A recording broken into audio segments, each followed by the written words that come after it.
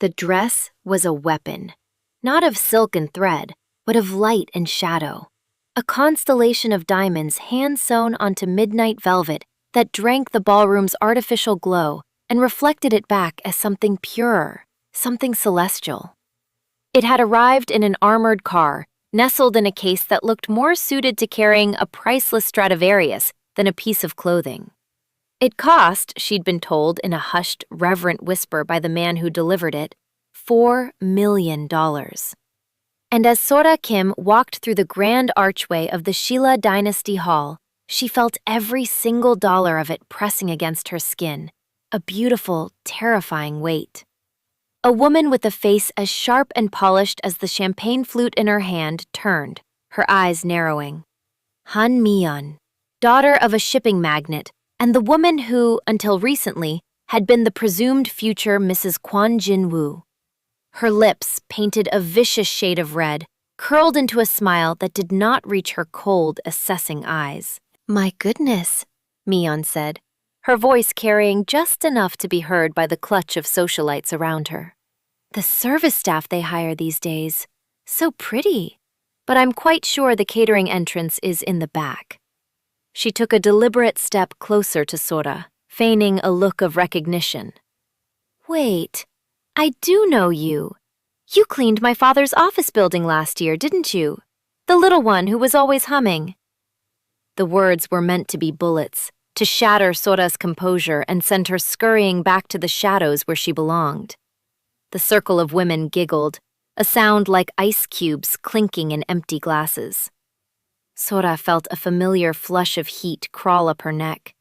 The old shame, the ghost of her life just a few months ago.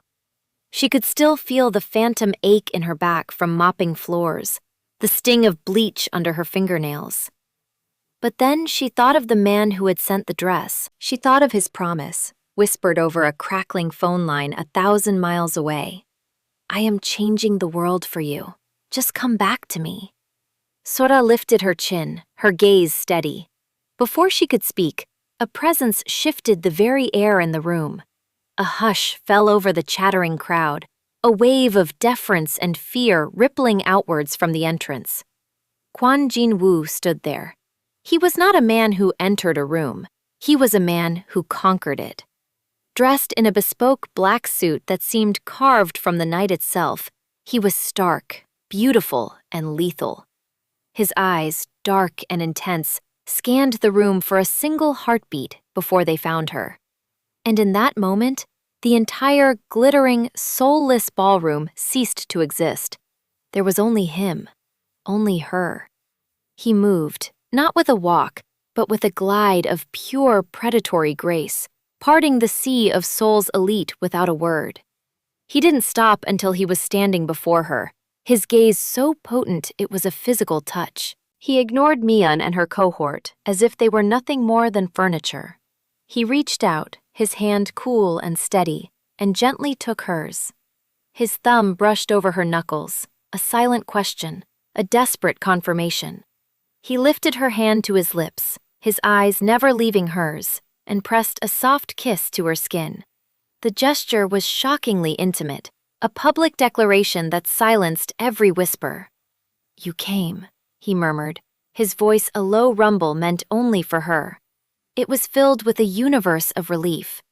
Then, and only then, did he turn his head slightly, his gaze falling upon Han Mi-yeon with the chilling indifference of a winter frost. "Mi-yeon," he said, his tone flat, devoid of warmth. "This is Kim Sora, and in this room, she is not the help. She is the reason it exists at all." 3 months earlier, Kwon Jin-woo sat in a sterile, glass-walled boardroom 40 floors above the sprawling neon chaos of Seoul. The air was thick with the cloying scent of stale coffee and unspoken threats. Across the polished mahogany table, Mr. Park, a rival whose face was a roadmap of cheap liquor and bad decisions, was sweating. It was a subtle sheen on his upper lip, but to Jin-woo, it was as loud as a scream. "The Cheongna district is ours, Jin-woo," Park blustered, his voice a little too loud. "My family has run logistics there for 30 years. Jin-woo didn't answer. He picked up a solid gold pen from the desk, a gift from his father, the chairman. A reminder of the gilded cage he inhabited. He tapped it once, a single sharp click that echoed in the tense silence. It was a sound that had ended negotiations, and sometimes lives. He was so tired. It was a weariness that went bone deep, a soul-level exhaustion that no amount of sleep could cure. He was 29 years old and felt 1,000. He had inherited this life, this empire of gleaming corporate towers built on foundations of shadows and blood. He commanded legions, controlled ports, and could make markets tremble with a single phone call. And he was utterly, profoundly alone. Every smile he received was calculated, every word a potential betrayal. His life was a fortress, and he was its solitary prisoner. His second-in-command, Pak Min-jun, stood silently by the window, his reflection a stoic shadow against the glittering cityscape. Min-jun was the only person Jin-woo trusted, a friend since childhood who understood the weight of the Kwon name without ever having to carry it. Min-jun's stillness was a mirror of Jin-woo's own internal control, but tonight, Jin-woo's felt brittle. "The world changes, Mr. Park," Jin-woo said finally, his voice smooth and cold. "Logistics evolve. Your 30 years have made you slow. Your time in Cheongna is over." The finality in his tone was absolute. Park's face paled. The deal was done. Another victory. Another piece of the world falling under his dominion. He felt nothing, just the hollow echo of a duty fulfilled.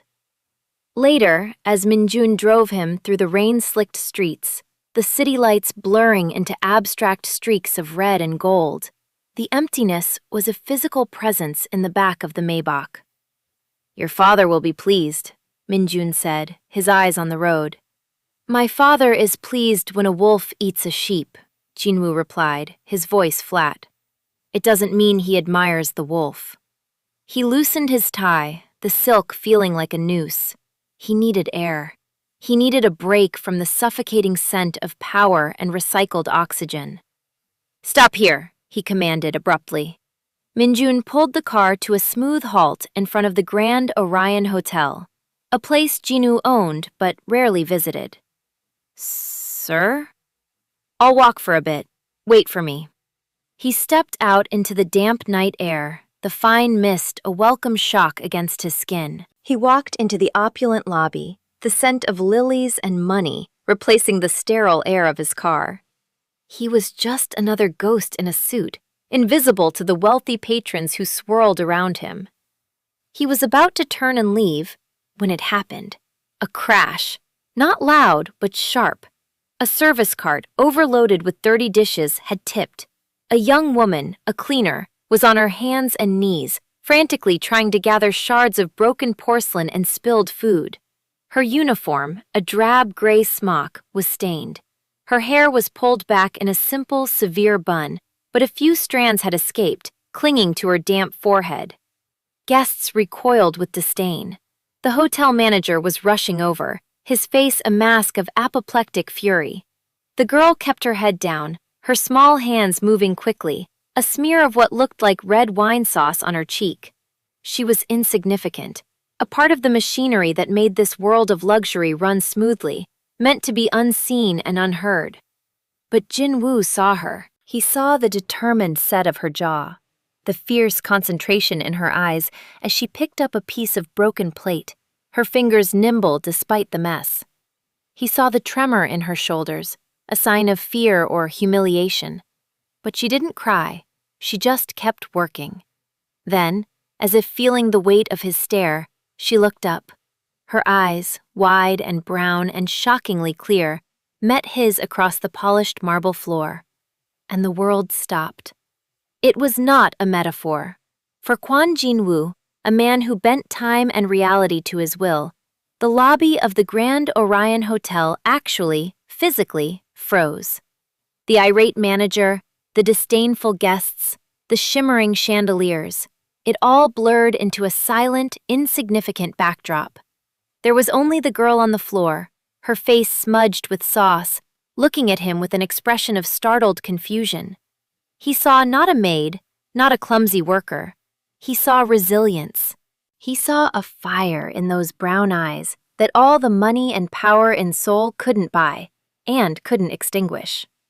It was a light in the suffocating darkness of his own life, an anchor in his empty sea.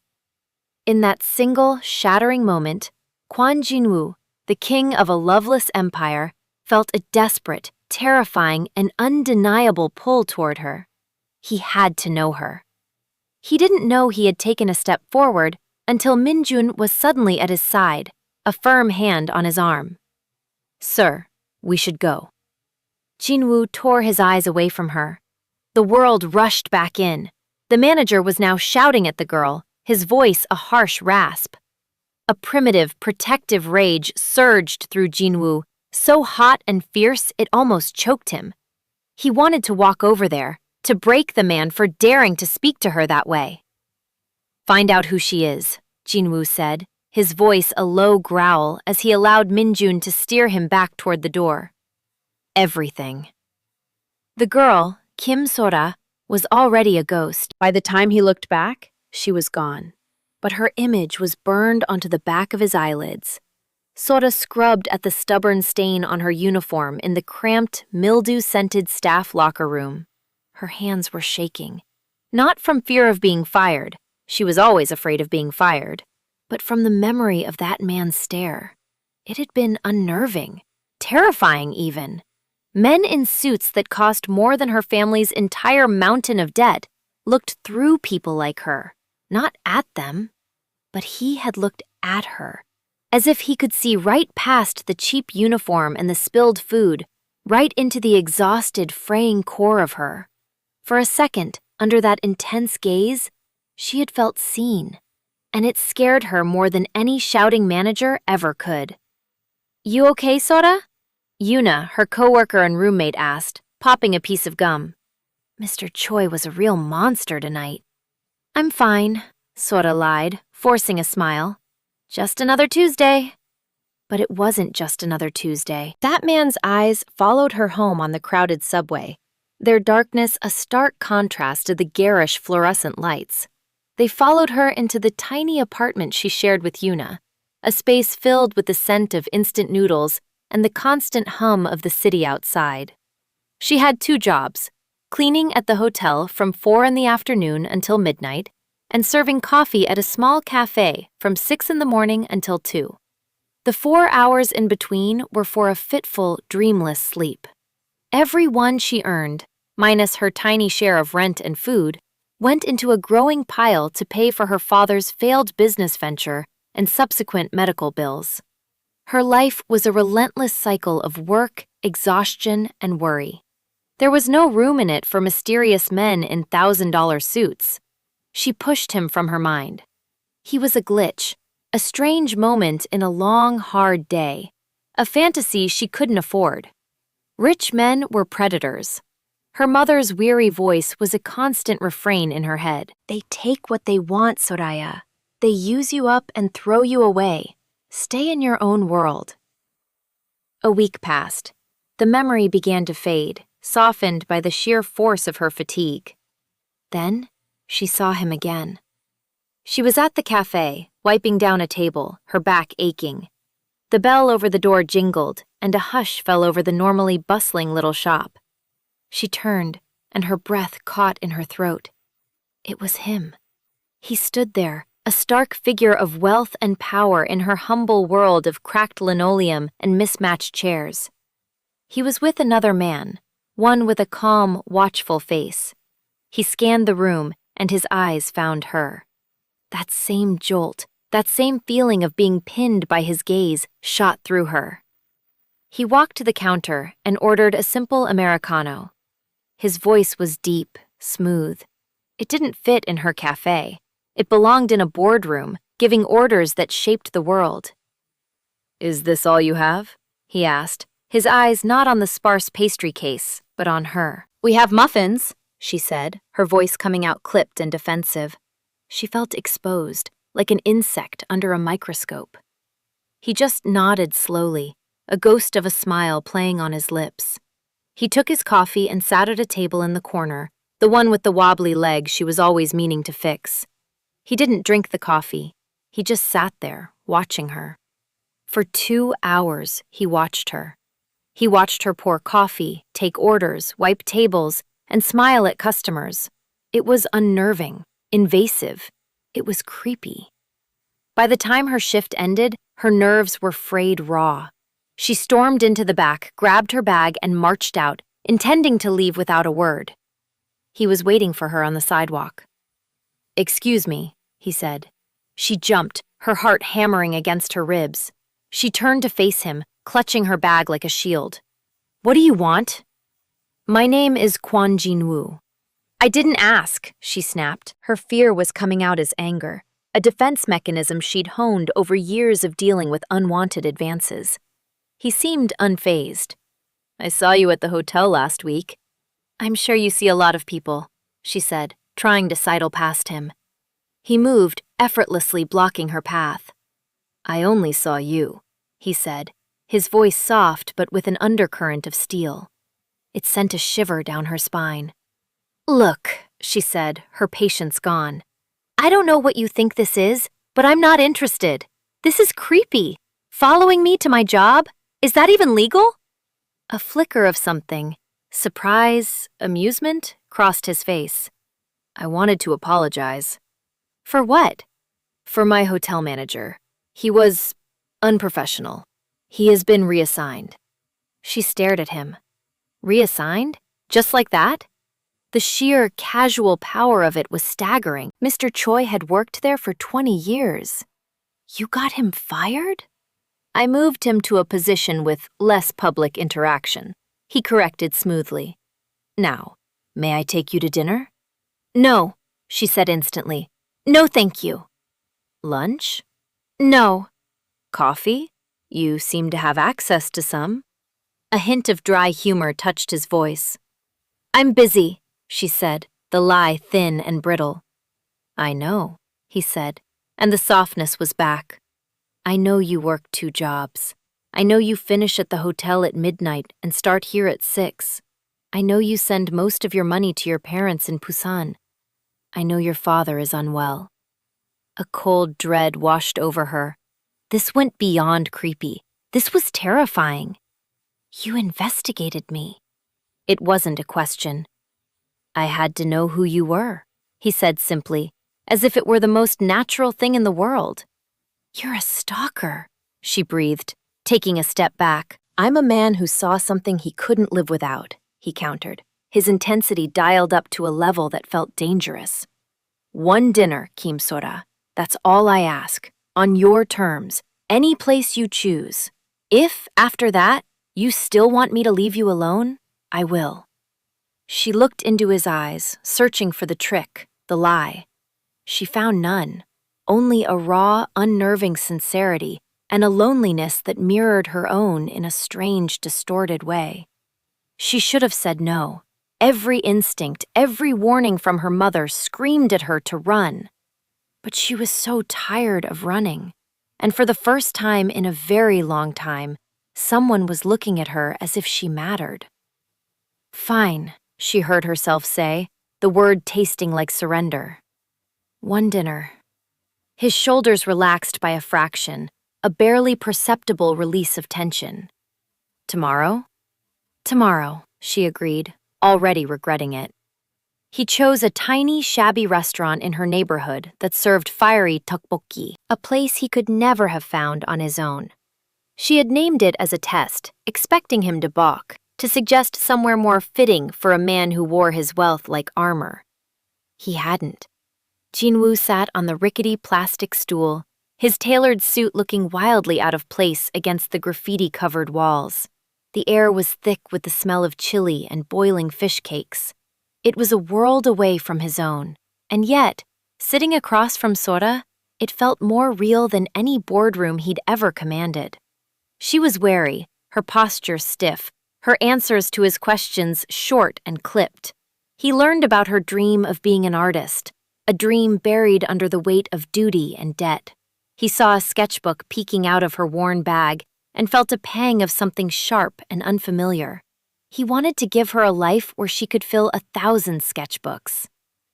"Why are you doing this?" she asked bluntly, midway through the meal, pushing a rice cake around her plate. "I told you," he said, meeting her suspicious gaze. "I saw you, and I knew." "You knew what? That I was poor? An easy target?" The sarcasm was a shield, but he could see the genuine fear behind it. "I knew," he said, his voice dropping, "that I had been walking through my entire life in black and white, and you were the first thing I had ever seen in color." The blunt, poetic honesty of it stunned her into silence. The line was so outrageous, so melodramatic, it should have been laughable. But the look on his face was one of absolute, deadly seriousness. A flush crept up her cheeks, hot and unwelcome. He saw it and pressed his advantage, not with power, but with vulnerability. He pushed up the sleeve of his left arm, revealing the fine, silvery line of a scar that circled his wrist, partially hidden by his obscenely expensive watch. "I was 15, he said quietly, his eyes on the scar, not on her.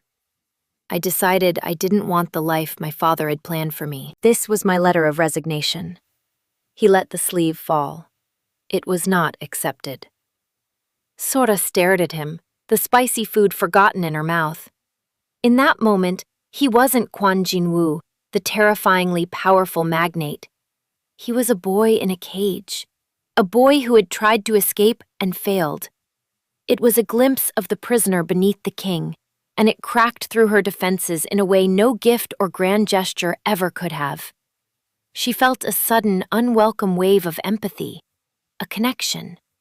She reached out, her fingers hovering just above his hand on the table before she snatched them back, horrified at her own impulse. He saw the aborted movement. A slow, genuine smile touched his lips for the first time. It was like a punch to the chest, devastating. "I will not hurt you, Sora," he said softly. "I think, if you let me, I could be very good for you." After that dinner, the walls began to crumble. Not all at once, but brick by brick. He didn't shower her with gifts of money, knowing she would refuse them. Instead, he gave her the one thing she had never had: time. He would show up at her cafe and just sit, reading reports, his presence a quiet, grounding force. He'd wait for her shift to end and walk her to the subway, talking about nothing and everything. One day, a sleek black car was waiting. "My father's medical bills," she said, her voice tight with suspicion. "They were suddenly paid. All of them. That was you." Jinwoo didn't deny it. "It was a problem. I solved it. It is what I do." "I can't accept that," she said, her pride warring with the immense relief that threatened to buckle her knees. "You don't have to," he replied calmly. "Think of it as an investment in an artist I believe in." The next day, a full set of professional-grade art supplies was delivered to her apartment. Not ostentatious, just the best. Practical, thoughtful. She started to let him in. She let him see her sketches, shyly at first, then with growing confidence as he praised them with an insightful eye she never would have expected.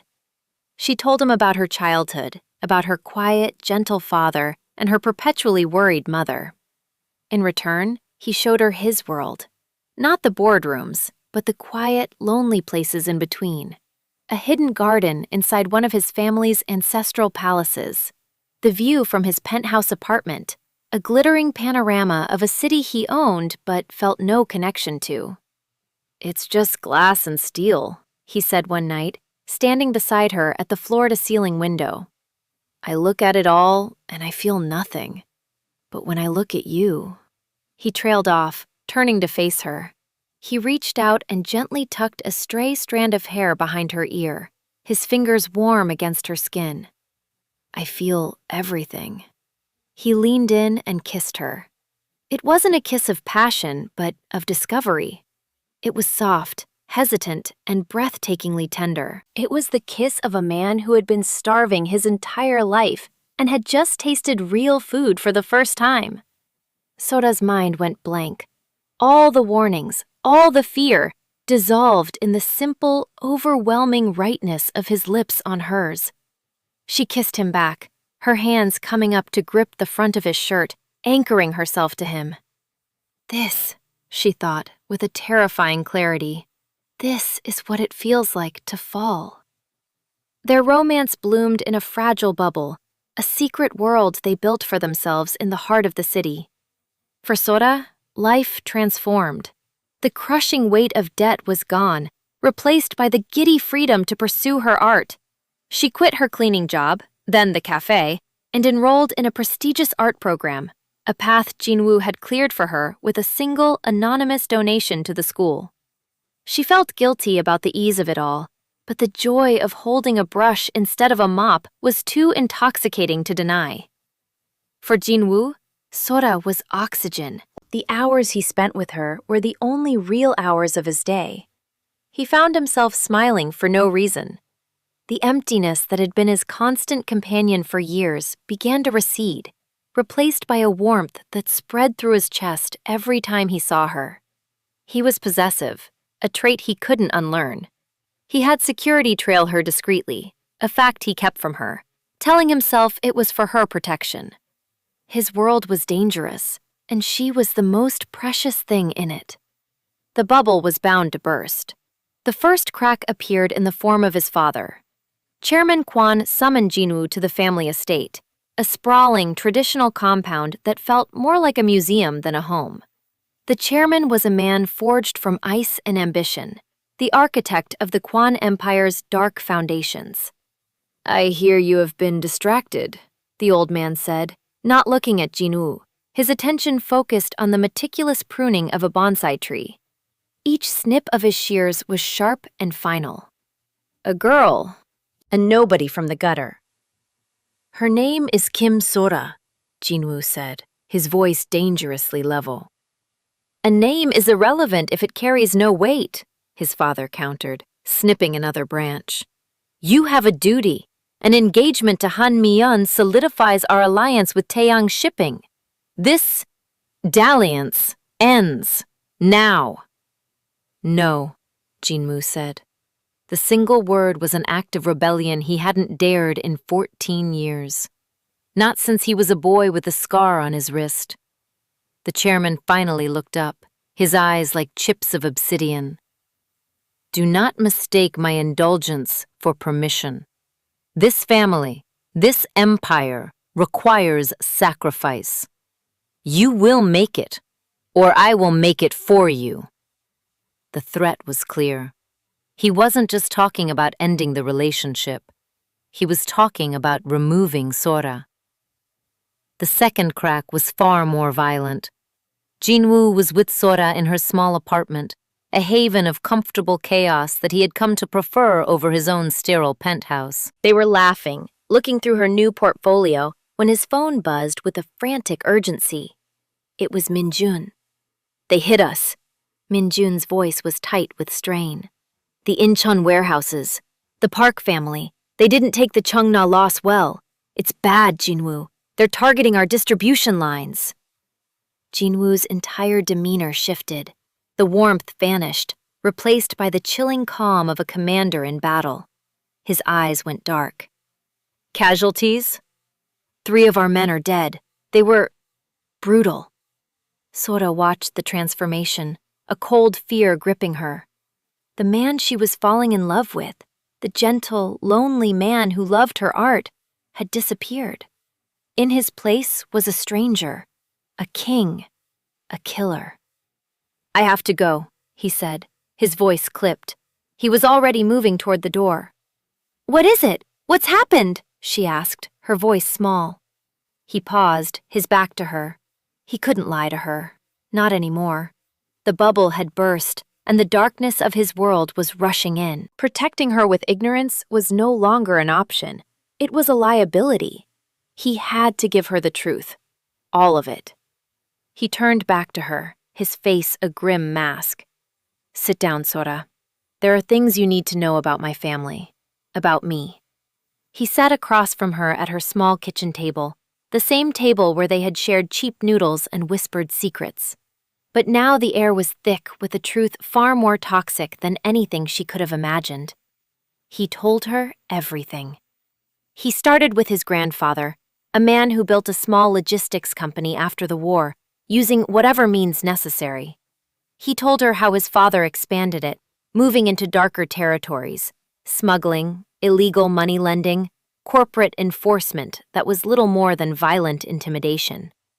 The Kwan Corporation was a glittering facade, a legitimate global enterprise, but its roots were sunk deep in the criminal underworld. That was the source of their true power, their real wealth. "The men who died tonight," Jinwoo said, his voice raw.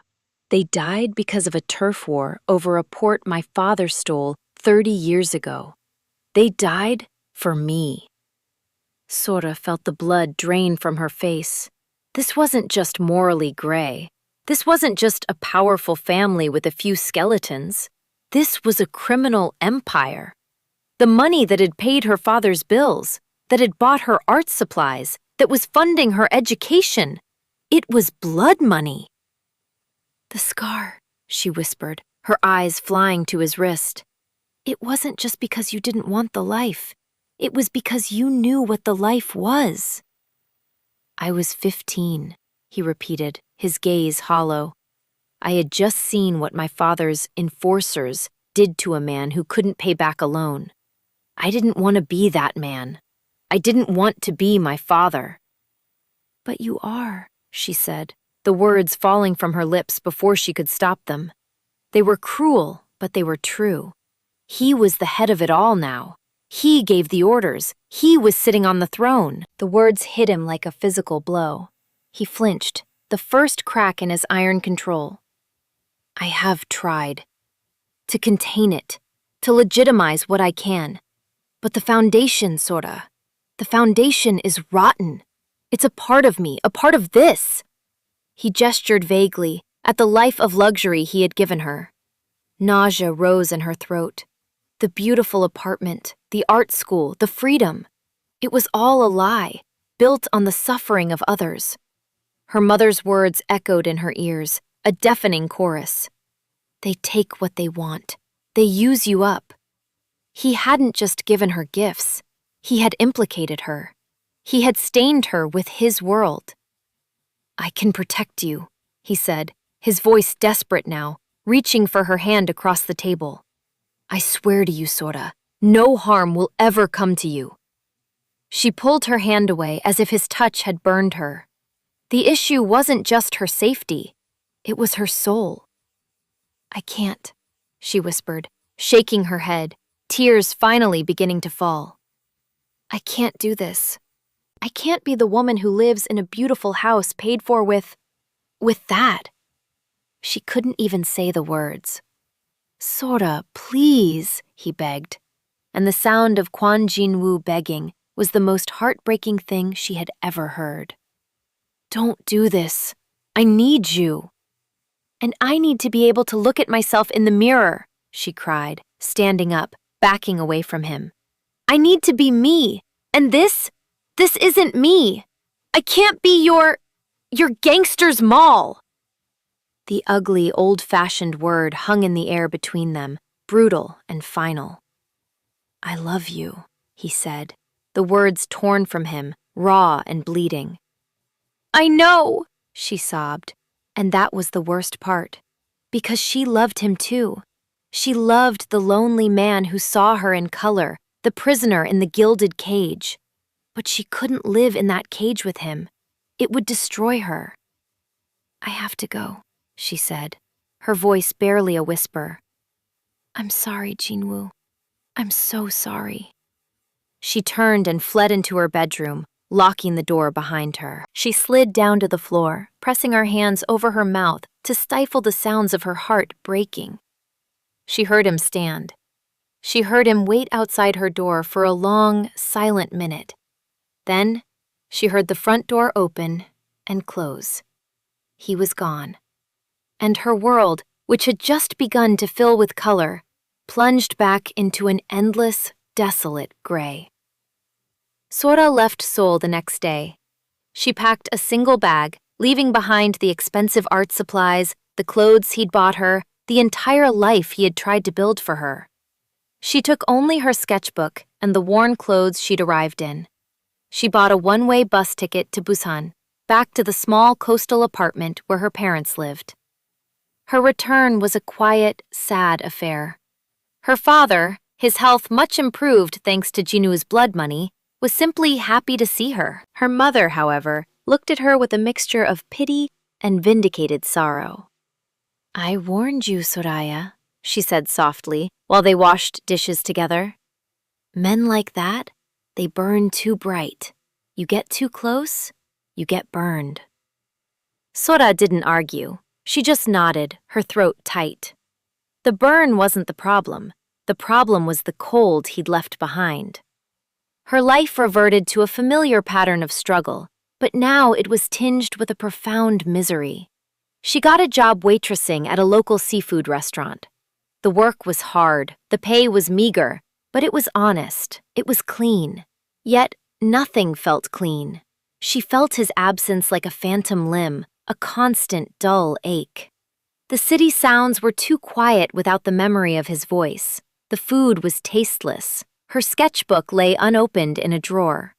What was the point of capturing the world when the only thing she wanted to draw was a face she was trying desperately to forget? She would lie awake at night, the sound of the ocean a poor substitute for the thrum of the city.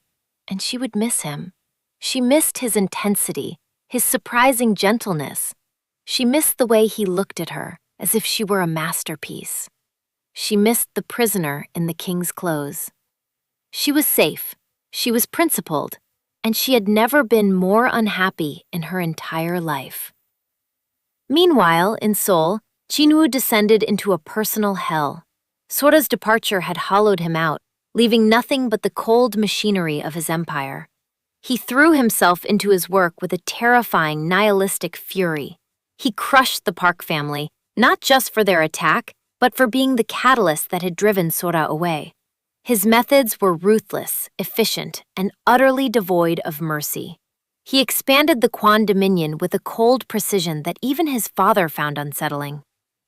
"The girl is gone. Good," Chairman Kwan had said. "Now you are focused. You are becoming the man you were born to be." Jinwoo had just looked at his father, his eyes empty. "This isn't me," he thought. "This is the monster you created, the monster she saw." He moved through his days like a ghost. He sat in his penthouse, surrounded by staggering luxury, and felt nothing but a crushing loneliness. The city lights, once a symbol of his power, were now just a painful reminder of the night he'd told her she was the only thing he saw in color. He would find himself driving by her old apartment or the little cafe, knowing she wasn't there, drawn by a masochistic need to feel the pain of her absence more sharply. Minjun watched his friend wither. "This is not a life, Jinwoo," he said one evening, finding Jinwoo drinking alone in his office at 3 a.m. "She called me a gangster," Jinwoo said, his voice slurred, swirling the amber liquid in his glass. "She wasn't wrong." "You love her," Minjun stated simply. Jinwoo laughed, a harsh, broken sound. "Love her? Minjun, I can't breathe without her. It was all gray. She was the color. And now she's gone and it's all just gone to black." He looked up at his friend, his eyes filled with a desperate, unfamiliar pain. "She left because of what I am, because of this." He swept his hand out, indicating the office, the city, the empire. A thought, insane and impossible, began to form in his mind. It started as a whisper, then grew into a roar. What if he could change it? What if he could become a man she wouldn't have to leave? Sora was right. He had become his father. He had accepted the cage. But she had shown him that there was a world outside of it, a world of color and art and fiery tteokbokki in a shabby restaurant, a world he wanted more than the empire he commanded. "She left because of what I am," he repeated. But this time, his voice was different. It was sober. It was clear, a terrifying resolve hardening in his eyes. So I will become something else. The next morning, Kwon Jin-woo went to war. Not with a rival family, but with his own. He called a meeting of the board, including his father.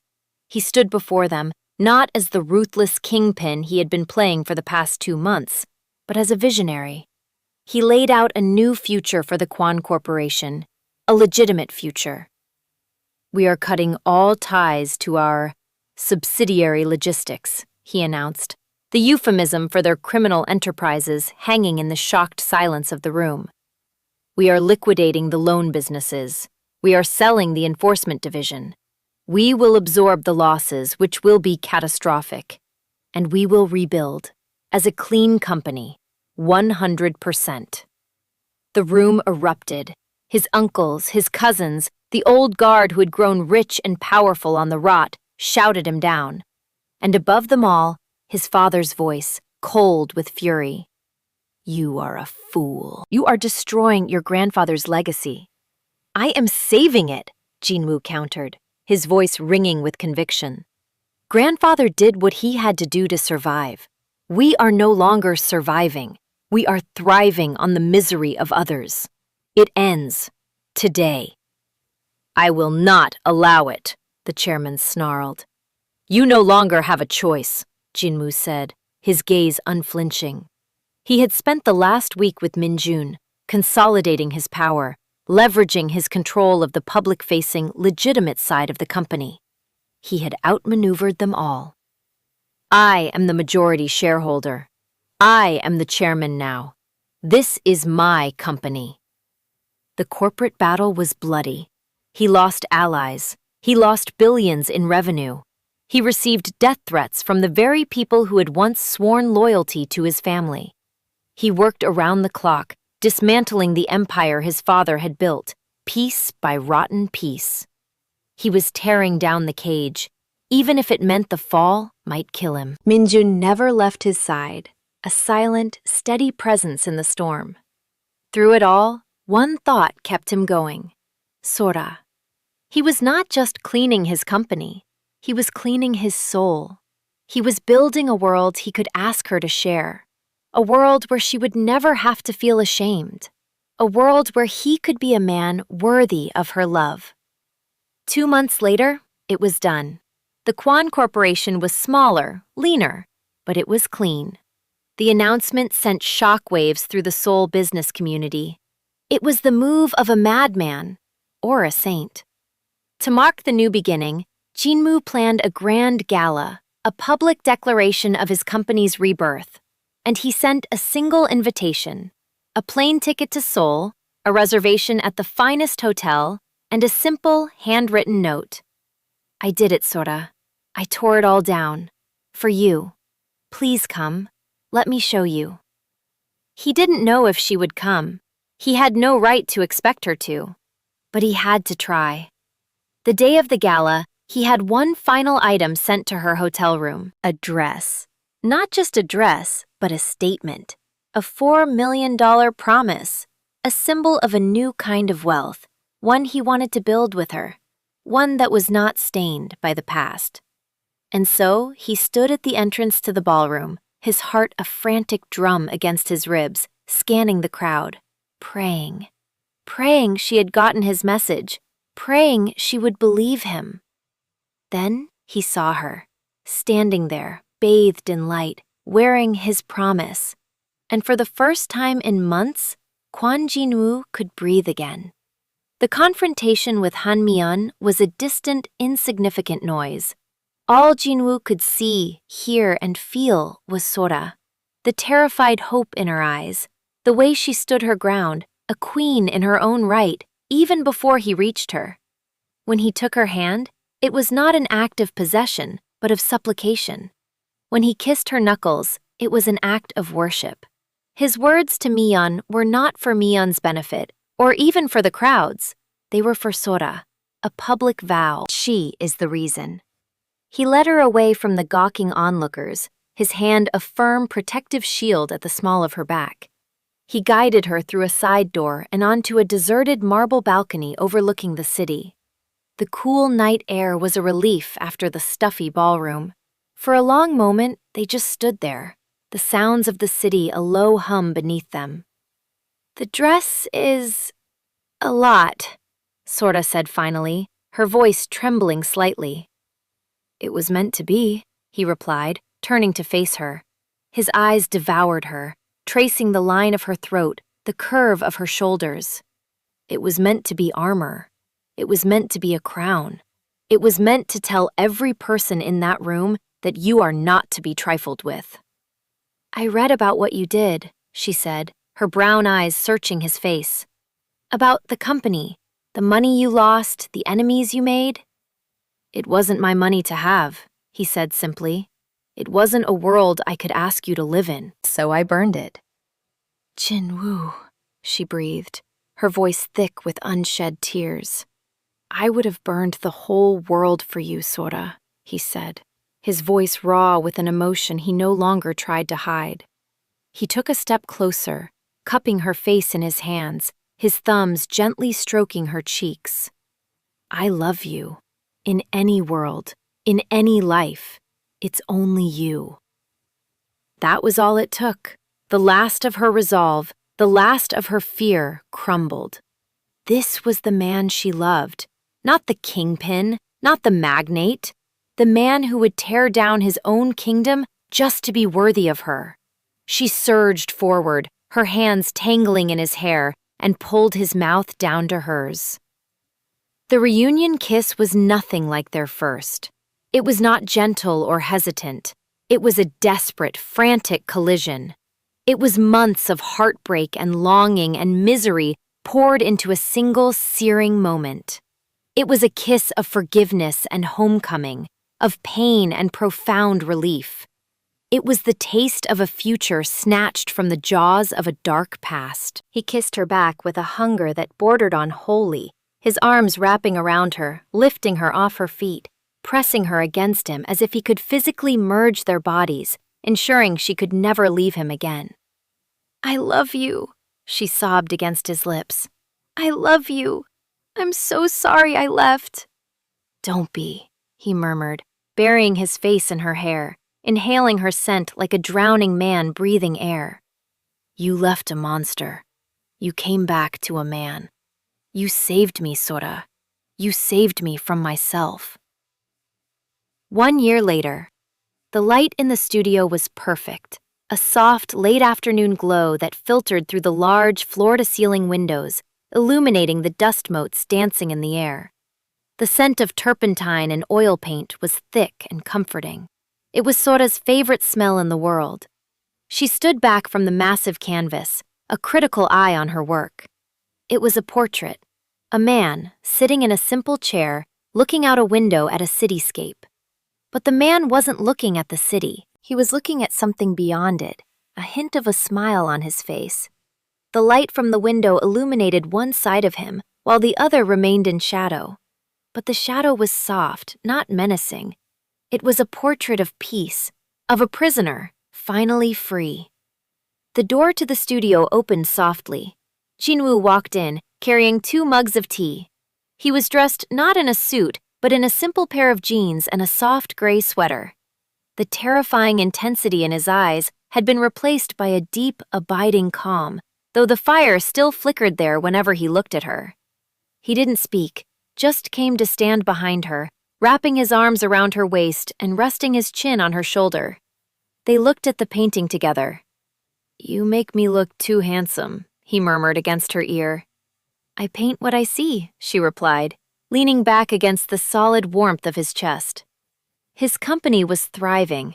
In its new, legitimate form, it had earned a respect and stability the old empire never could. It was harder work, he'd told her, but it was work that let him sleep at night. His father, the old chairman, lived in forced retirement, refusing to speak to him, a bitter ghost in a house of memories. Jinwoo had made his peace with that. Sora's first solo art exhibition had sold out in a single night. She was no longer an anonymous cleaner or a struggling waitress. She was Kim Sora, the artist. Her work was celebrated for its raw emotion and its breathtaking use of color. He turned her in his arms, his gaze soft. "Are you happy, Sora?" he asked. It was a question he still asked often, a quiet fear that this reality was too good to be true, that she might one day regret her choice.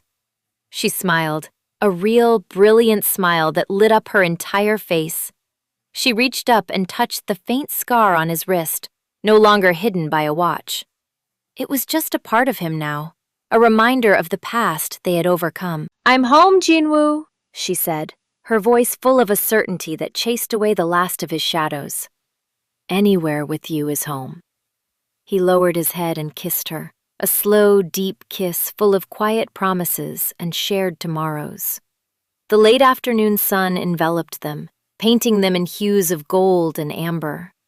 Outside, the city of Seoul hummed with life, but in here, in their small, perfect world of light and color, they had everything they would ever need.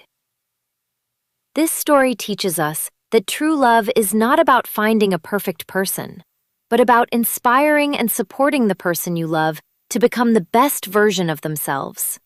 It demonstrates that redemption is possible and that no one is beyond saving when motivated by a powerful and sincere love. Wealth and power are meaningless without someone to share them with, and true strength lies not in command and control, but in the vulnerability and courage it takes to change for the better. We really hope you enjoyed this educational piece of content and hope that you could understand the moral lessons behind it. If you enjoyed this journey of love and redemption, please give this video a thumbs up, subscribe to our channel for more dramatic stories, and share it with someone who believes in the power of second chances. Now we want to hear from you. Do you think Sora was right to leave Jinwoo after his confession? Or should she have stayed and tried to change him from within? Let us know your thoughts in the comments below. What would you like to see next? Should we tell the story of Minjun, the loyal friend who stood by his boss through everything, and a new love who challenges his quiet loyalty? Or would you prefer to see the story of Han Mi-yun and how she navigates her fall from grace to find her own unexpected path to happiness? Vote now in the poll.